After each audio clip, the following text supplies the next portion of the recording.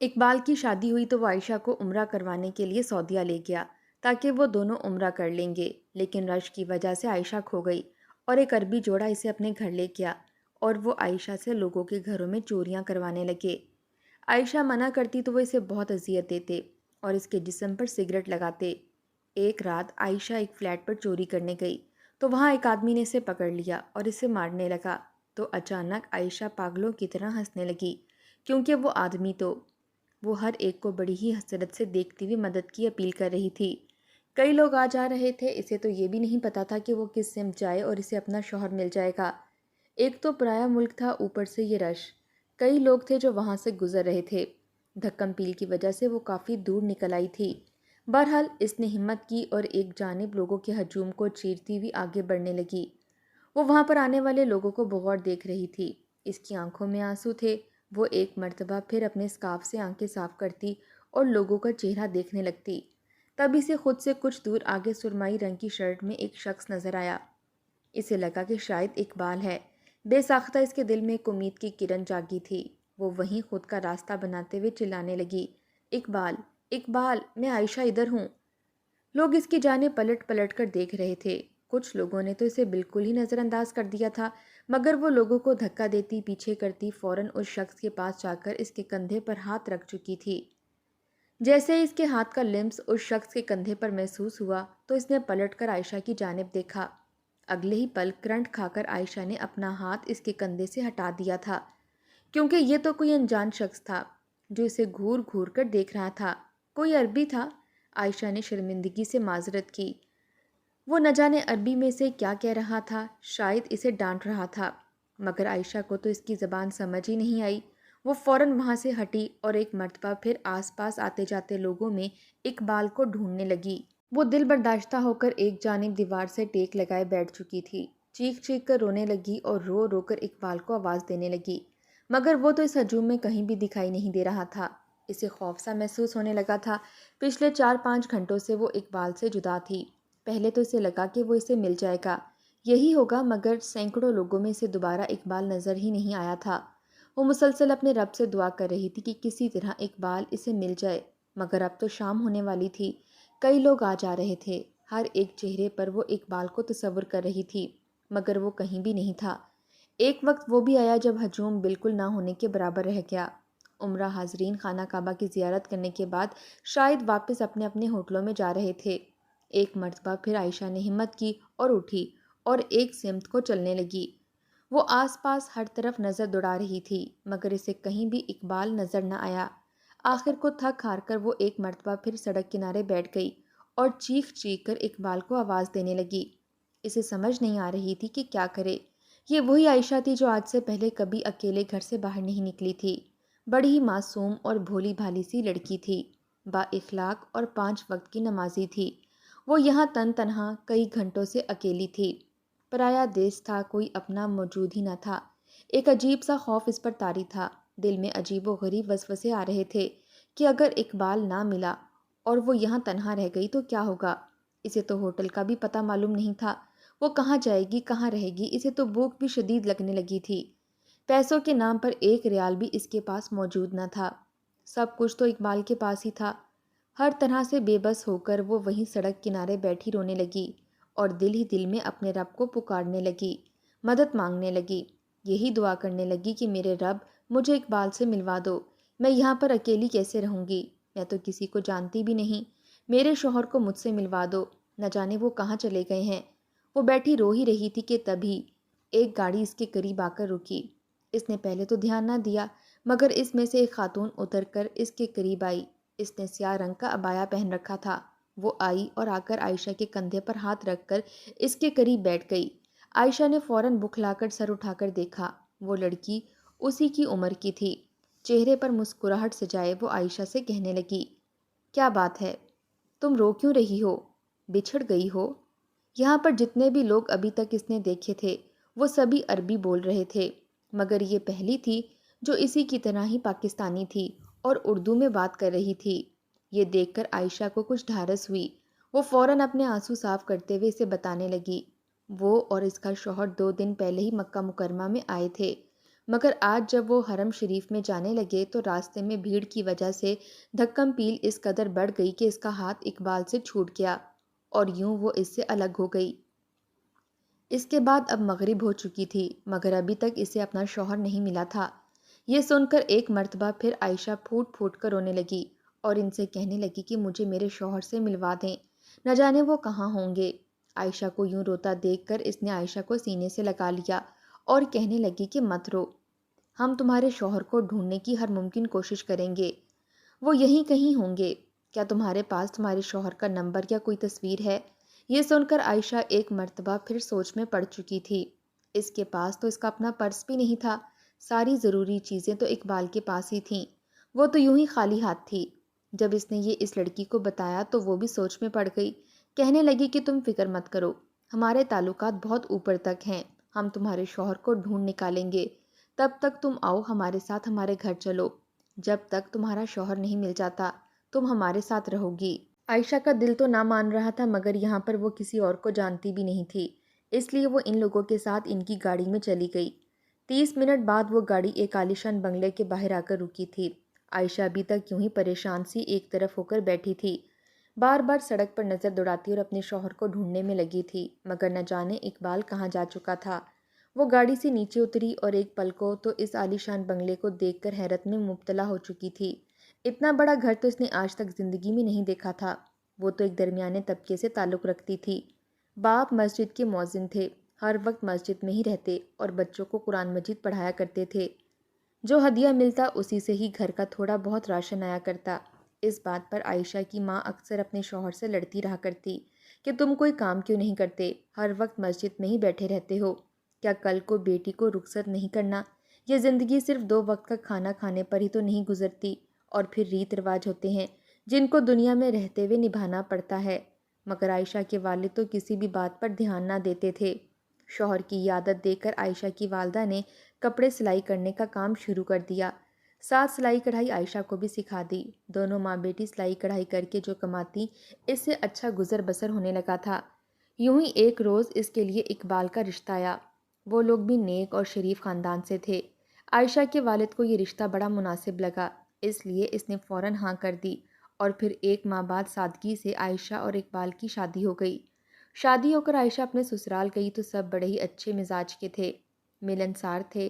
عائشہ کو تو یہ محسوس ہی نہ ہوا کہ وہ میکے سے سسرال آ چکی ہے، کیونکہ سب نے اسے پیار ہی بہت دیا تھا۔ چند روز ہی گزرے تھے کہ ایک روز ساس سسر اقبال اور عائشہ کے پاس آئے۔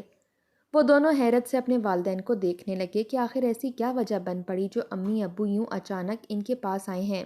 عائشہ کی ساس اور سسر نے کہا کہ ہم چاہتے ہیں کہ تم لوگ عمرے کی ادائیگی کر کے آؤ۔ ہماری جب شادی ہوئی تھی تو ہمارے ساس سسر نے بھی ہمیں شادی کے بعد تحفے میں عمرہ کرنے کی خوشخبری سنائی تھی، اس لیے یہ ریت برقرار رکھتے ہوئے ہم نے سوچا ہے کہ تم لوگوں کو شادی کے بعد پہلا تحفہ یہی دیں۔ اس سے بڑھ کر مجھے نہیں لگتا کہ دنیا میں ایک شادی شدہ جوڑے کے لیے کوئی تحفہ ہو سکتا ہے۔ عائشہ اور اقبال نے جب یہ سنا تو ان کی آنکھوں میں آنسو آ چکے تھے۔ اس سے پہلے بھی اکثر و بیشتر اپنے دوست سے ملاقات کے لیے اقبال سعودیہ جاتا رہتا تھا۔ وہ دونوں ہی اپنے ماں باپ کے سینے لگ کر انہیں ڈھیروں دعائیں دینے لگے اور پھر جلد ہی ان کے عمرے پر جانے کا بندوبست ہو گیا۔ آج سے پہلے عائشہ کبھی گھر سے باہر اکیلی نہیں گئی تھی، یہاں تک کہ اگر اس کی طبیعت بھی خراب ہوتی تو امی محلے میں موجود لیڈی ڈاکٹر کو ہی گھر لے آیا کرتیں اور پھر وہ جو دوا لکھ کر دیتی وہ اس کے والد جا کر اسٹور سے لے آیا کرتے تھے۔ یوں اب پرائے دیس میں اکیلے کھو جانا اس کے لیے بڑا ہی اذیت ناک لمحہ تھا، مگر وہ اس بات سے انجان تھی کہ اصل اذیت تو اس کی زندگی میں اب جا کر شروع ہونے والی تھی۔ اس کی معصومیت، اس کا بھولا پن، سب کچھ بہت جلدی اس سے چھن جانے والا تھا۔ وہ لڑکی جس نے اپنا نام نور العین بتایا تھا وہ عائشہ کو گھر کے اندر لے گئی۔ ایک پل کو تو عائشہ آنکھیں جھپکانا بھی بھول چکی تھی، کیونکہ وہ گھر جتنا باہر سے خوبصورت تھا اندر سے اتنا ہی قابل دید تھا۔ اسے کمرے میں لے گئی اور پھر ملازموں کو کہہ کر 7 قسم کا کھانا عائشہ کے سامنے رکھ دیا۔ عائشہ کو بھوک بھی بہت لگی تھی، فی الوقت تو سب کچھ بھول سی گئی، وہ مطمئن ہو چکی تھی۔ اسے تو یہ یقین ہو چکا تھا کہ جتنی امیر یہ نور العین اور اس کا شوہر ہے، یقیناً وہ کسی طرح اس کے شوہر کو ڈھونڈ لیں گے۔ وہ بے فکر ہو کر کھانا کھانے لگی۔ کھانا کھانے کے بعد اسے نیند آ گئی۔ نور کہنے لگی کہ تم سو جاؤ، جب اٹھو گی تو پھر ہم مزید بات کریں گے۔ عائشہ کو بھی اپنی طبیعت کچھ زیادہ ہی بوجھل سی محسوس ہونے لگی تھی۔ وہ وہیں لیٹ کر سو گئی۔ اس کی آنکھ سرگوشیوں پر کھلی تھی۔ وہ ہڑبڑا کر اٹھ بیٹھی۔ سر میں شدید درد کی ٹیسیں اٹھ رہی تھیں۔ ایسا لگ رہا تھا جیسے اس کا سر کسی سخت چیز سے بری طرح سے ٹکرایا ہو۔ اس نے بے ساختہ اپنے سر کو تھاما۔ اسے محسوس ہوا تھا جیسے اس کے کان کے ٹھیک اوپر خون رس رہا ہے۔ جب اس نے ہاتھ سر سے جدا کیا تو واقعی اس کے ہاتھ خون سے بھرے ہوئے تھے۔ یہ بات اس کے لیے بڑی پریشان کن تھی۔ یہاں لیٹے لیٹے اچانک ایسے کیسے اس کا سر یوں زخمی ہو سکتا تھا؟ وہ اتنی گہری نیند میں بھی نہیں سوئی تھی کہ بستر سے گرے اور اسے پتہ نہ چلے۔ کتنے ہی وسوسے پریشان کر رہے تھے۔ وہ گھبرا کر اٹھ بیٹھی۔ اگلا جھٹکا تو اسے تب لگا جب اس نے سامنے کا منظر دیکھا۔ یہ تو وہ کمرہ ہی نہیں تھا، یہ تو کوئی اور کمرہ تھا، انتہائی تاریک اور بوسیدہ سا۔ جبکہ وہ جس کمرے میں سوئی تھی وہ تو ایک بنگلے کا انتہائی خوبصورت کمرہ تھا، جبکہ یہ تو پرانی سی چھت اور دیواروں سے پینٹ اترا ہوا اور دیواروں پر لگے مکڑی کے جالے لٹک کر نیچے آ رہے تھے۔ وہ بے ساختہ خوف زدہ ہو گئی۔ یہ وہ کہاں آ چکی تھی؟ جب وہ سوئی تھی تو کہیں اور تھی، جب اس کی آنکھ کھلی تو وہ کہیں اور موجود تھی۔ وہ جس بستر پر لیٹی تھی وہ بھی انتہائی خراب اور بدبودار تھا۔ وہ فوراً اٹھی اور نور کو آواز دینے لگی۔ اس کا چیخنا چلانا اور شور سن کر بھاری بھرکم قدموں کی آواز آئی۔ اگلے ہی پل دروازہ دھڑلے سے کھلا تھا۔ دروازہ کھلتے ہی ایک شخص کمرے میں داخل ہوا جس کے چہرے پر سختی تھی۔ وہ عربی زبان میں اسے جھڑکنے لگا۔ عائشہ سمجھ تو نہ سکی مگر نور کو آواز دینے لگی۔ کہیں کسی نے اسے اغوا تو نہیں کر لیا تھا؟ مگر ایسے کیسے؟ اس کا دماغ بالکل معوف ہونے لگا تھا۔ وہ اسی کمرے میں بیٹھ گئی، کبھی اقبال کو آواز دیتی تو کبھی نور کو، مگر کوئی بھی اس وقت وہاں موجود نہ تھا۔ وہ گھٹنوں پر سر رکھے بیٹھی تھی۔ جب ایک مرتبہ پھر دروازہ کھلا، اس نے سر اٹھا کر دیکھا تو سامنے نور اور اس کا شوہر کھڑا تھا، جن کے چہرے پر ایک عجیب سی مسکراہٹ تھی۔ وہ اس وقت بالکل ہی اجنبی لگ رہے تھے۔ عائشہ ان لوگوں کو دیکھ کر فوراً اٹھ کر ان کے پاس گئی اور کہنے لگی کہ یہ سب کچھ کیا ہے؟ میں یہاں پر کیسے آئی؟ آپ لوگ پلیز مجھے یہاں سے لے جائیں اور میرے اقبال کو ڈھونڈیں ورنہ میری جان نکل جائے گی۔ مگر اگلے ہی پل نور نے ایک زناٹے دار تھپڑ عائشہ کے چہرے پر مار دیا۔ کہنے لگی کہ کوئی اقبال نہیں آئے گا، اگر آیا بھی تو ہم اس کے ہاتھ پیر توڑ کر سڑک پر بھیک مانگنے کے لیے بٹھا دیں گے، سمجھی؟ اب جو کہا جائے گا تمہیں وہی کرنا ہوگا، اگر بات نہ مانی تو پھر دیکھنا۔ عائشہ پہلے تو کچھ سمجھ نہ سکی، مگر جب ان لوگوں نے اسے جو کرنے کا کہا وہ سن کر اس کے پیروں کے نیچے سے زمین نکل چکی تھی۔ وہ کہنے لگے کہ تم ہمارے بتائے گھروں میں جاؤ گی، وہاں پر چند روز نوکرانی بن کر کام کرو گی۔ جب تم نے لوگوں کا اعتماد حاصل کر لیا تو پھر ان کے گھر میں موجود تمام تر ضروری اور قیمتی چیزیں چرا کر ہمیں دو گی۔ عائشہ نے جب یہ سنا تو اس کی روح فنا ہونے لگی۔ وہ نفی میں سر ہلانے لگی، رونے لگی، کہنے لگی کہ کچھ خدا کا خوف کریں۔ اتنی پاک جگہ پر رہ کر آپ لوگ ایسا کرنے کے بارے میں سوچ بھی کیسے سکتے ہیں؟ ہم اتنے دور پاکستان میں رہتے ہیں، پھر بھی جب کوئی ان پاک جگہوں کا نام لے تو فوراً سے دل میں عزت و تعظیم آ جاتی ہے، اور آپ لوگ اتنی مقدس جگہ پر رہ کر بھی ایسے کام کرتے ہیں۔ میں ایسا کچھ بھی نہیں کرنے والی، بے شک مجھے آپ مار ہی دیں۔ نور اور اس کے شوہر نے جب یہ دیکھا تو غصے سے بپھر اٹھے۔ نور کا شوہر کہنے لگا کہ ابھی بتاتا ہوں، تجھے دیکھتا ہوں کیسے نہیں مانتی، بہت شوق ہے نا مرنے کا، اب بتاتا ہوں موت کیا ہوتی ہے۔ اس نے عائشہ کو پکڑا اور دیوار سے پٹخ دیا۔ اس کا سر بری طرح سے چکرانے لگا تھا۔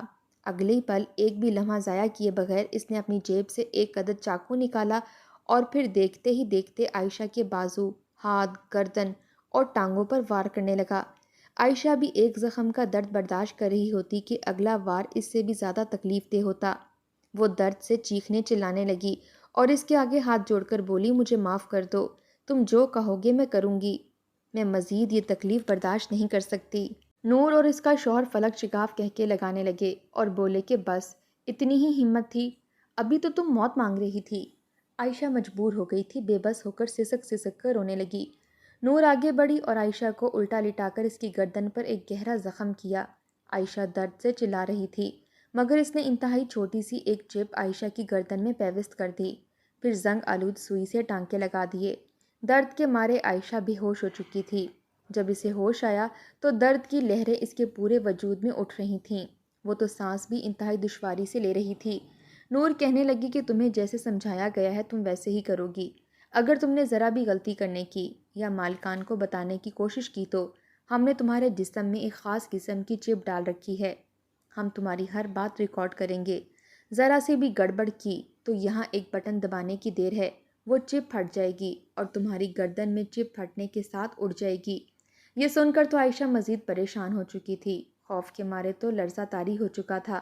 اگلے 2 دن تک اس کے زخم کے بڑھنے کا انتظار کیا گیا اور پھر اسے ٹارگٹ گھروں میں بھیج کر ملازمت کے لیے پیش کیا گیا۔ 2-3 گھروں نے تو منع کر دیا، مگر پھر ایک نے اسے اپنے گھر ملازمت کے لیے رکھ لیا۔ عائشہ ان کے گھر میں کام کرنے لگی اور ان کے بتائے طریقوں سے جہاں جہاں پیسے اور قیمتی سامان پڑا تھا نوٹ کرنے لگی۔ وہ رو بھی رہی تھی اور چوریاں بھی کر رہی تھی۔ راتوں رات چوری کر کے وہ وہاں سے بھاگی تو باہر نور کی طرف سے بھیجی گئی گاڑی کھڑی تھی، جس میں بیٹھ کر وہ واپس ان کے اڈے پر پہنچی تھی۔ اس رات عائشہ بہت روئی تھی، اقبال کو یاد کرتی کہ کسی روز وہ اسے مل جائے۔ دھیرے دھیرے اس کی معصومیت اور خوبصورتی زائل ہونے لگی تھی۔ نور اس پر بلا وجہ ہی ظلم کرتی رہتی، اسے مارتی، اس کے چہرے پر نیل ڈالتی تاکہ جب وہ کہیں کام مانگنے جائے تو لوگوں کو لگے واقعی ضرورت مند ہے اور غریب لڑکی ہے۔ اب تک وہ 5 گھروں میں چوری کر کے آ چکی تھی۔ پولیس میں اس کے خلاف کمپلین بھی کی گئی، مگر ہر بار وہ جب نئے گھر میں جاتی تو اپنا حلیہ بدل دیا کرتی۔ اسے مختلف علاقوں میں بھیجا جاتا تھا اور وہ تنہا نہیں تھی، بلکہ اس کے علاوہ بھی ایسی ہزاروں لڑکیاں تھیں جنہیں ایسے کاموں میں لگایا گیا تھا۔ 5 گھروں میں چوری کرنے کے بعد جب چھٹا گھر منتخب کیا گیا تو عائشہ کا حلیہ بالکل ہی بدل دیا گیا۔ اس کے لمبے گھنے بال بے دردی سے کاٹ دیے گئے۔ اس کا حلیہ بالکل ایک لڑکی کی طرح بنا دیا گیا تھا، جس کے چہرے پر پرانے زخموں اور نیل کے نشان تھے۔ اس مرتبہ اسے فلیٹ میں چوری کرنے کے لیے بھیجا گیا تھا، مگر ایک غلطی کی وجہ سے وہ دوسرے فلیٹ میں جا چکی تھی۔ اسے یہ چوریاں کرتے ہوئے تقریباً 7-8 ماہ گزر چکے تھے۔ 1 نمبر کی غلطی سے وہ غلط فلیٹ میں داخل ہو گئی اور سر جھکائے نوکری مانگنے لگی۔ وہاں پر ایک عربی لڑکی موجود تھی جسے عائشہ جیسا ہی ایک لڑکا کام کرنے کے لیے چاہیے تھا۔ اس کا حلیہ اس قدر مردانہ کر دیا گیا تھا کہ وہ بالکل بھی ایک لڑکی کا گمان نہیں دیتی تھی۔ اس نے عائشہ کو کام کے لیے رکھ لیا اور عائشہ ایک مرتبہ پھر گھر کے کاموں میں لگ گئی اور پیسوں کو رکھنے کی جگہ وغیرہ کو نوٹ کرنے لگی۔ اس گھر میں اس کے علاوہ اس کا شوہر بھی رہتا تھا۔ وہ رات کے کھانے کا بندوبست کر رہی تھی کہ جب اس لڑکی کا شوہر گھر میں داخل ہوا۔ اس نے جب اس شوہر کی آواز سنی تو وجود لرز کر رہ چکا تھا۔ یہ آواز تو اقبال کی تھی۔ اس نے بے ساختہ پلٹ کر دیکھا تو اقبال اس عربی لڑکی کی بغل گیر ہو رہا تھا۔ اس کے ماتھے پر بوسہ دے کر بولا، آج کام زیادہ تھا اس لیے آنے میں دیری ہو گئی۔ عائشہ کا وجود تو جیسے بکھر کر رہ چکا تھا۔ یہ سب کچھ وہ کیا دیکھ رہی تھی؟ کیا اقبال نے دوسری شادی کر لی تھی؟ اقبال اسے آج کی روٹین کے بارے میں بتا رہا تھا، جبکہ وہ اسے بتانے لگی کہ اس نے گھر میں ایک نیا ملازم رکھا ہے۔ اقبال اس عربی لڑکی کے کندھے پر ہاتھ رکھے ہوئے چلتے ہوئے کچن میں آیا۔ جب اس نے عائشہ کو دیکھا تو ایک سرسری سی نظر ڈال کر بولا، ہاں ٹھیک ہے، چلو اس کی بھی بھلائی ہو جائے گی۔ عائشہ کو تو اپنی آنکھوں پر یقین ہی نہیں آ رہا تھا۔ یہ وہی اقبال معصوم شریف سا تھا۔ وہ تو سمجھ ہی نہ پائی تھی کہ آخر اس کے ساتھ ہو کیا گیا ہے، جس کے انتظار میں وہ یہ چوریاں کر رہی تھی کہ ہو سکتا ہے کہ کسی روز یوں ہی آتے جاتے اس کا شوہر مل جائے۔ وہ تو یہاں پر شادی کر چکا تھا۔ وہ اس رات بہت روئی، مگر آج اس کا اس گھر میں آخری دن تھا۔ ہر حال میں چوری کر کے جانا تھا۔ اس نے اس گھر کے لاکر تک رسائی حاصل کی، مگر جیسے ہی وہ اس میں سونا نکالنے لگی تو اچانک اقبال اور اس کی بیوی اٹھ گئے۔ انہوں نے عائشہ کو رنگے ہاتھوں پکڑ لیا۔ اقبال نے اسے پکڑ کر مارنا شروع کر دیا، مگر حیرت کی بات تو یہ تھی کہ وہ مار کھانے پر رونے کی بجائے ہنسنے لگی تھی۔ اقبال نے جب یہ دیکھا تو حیرت سے دور ہٹ گیا۔ اس کی ہنسی انتہائی درد سے بھری ہوئی تھی۔ اگلے ہی پل عائشہ پہلی مرتبہ اقبال کے سامنے بولی۔ عائشہ کی آواز سن کر اقبال ٹھٹکا تھا، کہنے لگا کہ تم یہاں پر کیسے آ گئی؟ تمہیں تو 7 والے فلیٹ میں جانا چاہیے تھا۔ تم میرے فلیٹ میں یہ حلیہ بدل کر کیسے آ گئی؟ عائشہ کا دل اس قدر تیزی سے دھڑکا تھا جیسے سینہ چیر کر باہر گرنے والا ہو۔ وہ تو اس سے شکایت کرنے لگی تھی کہ میرے گم ہونے پر مجھے ڈھونڈنے کی بجائے آپ نے یہیں اپنی نئی زندگی شروع کر دی، مگر یہاں تو کچھ اور ہی راز کھل رہے تھے۔ وہ آگے بڑھی اور کہنے لگی کہ اس کا مطلب آپ سب جانتے تھے۔ اقبال اگلے ہی پل اسے خود سے الگ کر کے کہنے لگا کہ ہاں، میرا تو کام ہی یہی ہے، ان لوگوں کو کسی نہ کسی طرح معصوم بھولی بھالی لڑکیاں فراہم کرنا تاکہ انہیں یہاں پر یا تو بھکاری بنایا جائے یا پھر چوریاں کروائی جائیں۔ تم مجھ سے نہیں چھوٹی تھی، بلکہ میں نے خود تمہارا ہاتھ چھوڑا تھا۔ تمہارے عبایا میں پہلے ہی میں ایک ٹریک چپ لگا رکھی تھی جسے ٹریک کر کے نور اور اس کا پارٹنر تم تک پہنچے تھے۔ میری بیوی یہی ہے جس کے ساتھ میں یہاں پر موجود ہوں۔ ایک سے بڑھ کر ایک راز کا کھلنا عائشہ کے دماغ اور دل پر اس قدر اثر انداز ہوا کہ اس کے دماغ کی نس پھٹ گئی۔ اس کا دل بھی بند ہو چکا تھا، وہ وہیں گر گئی۔ عائشہ مر چکی تھی۔ ڈاکٹرز نے یہی آ کر باہر اقبال اور اس کی بیوی کو بتایا تھا۔ اقبال اور اس کی بیوی موقع پاتے ہی وہاں سے بھاگ نکلے، مگر اگلے ہی پل ڈاکٹر نے عائشہ کے ساتھ مل کر تمام تر ثبوتوں کے ساتھ پولیس کو فون کر دیا۔ اس کی گردن میں پیوس چپ بھی نکال دی گئی۔ عائشہ کی دماغ کی نس ضرور پھٹی تھی مگر وہ مری نہیں تھی۔ اس نے ساری سچائی ڈاکٹر کو بتائی اور پھر اس نے اقبال، اس کی بیوی اور تمام تر گروہ کو پکڑوا دیا۔ بدلے میں اسے انعام سے نوازا گیا اور پھر واپس پاکستان بھجوا دیا گیا۔ عائشہ کا حلیہ بالکل لڑکوں جیسا تھا۔ جب اس کے ساس سسر اور والد اور والدہ نے دیکھا تو دھاڑے مار مار کر رونے لگے۔ اقبال کے والدین بھی اس بات سے انجان تھے۔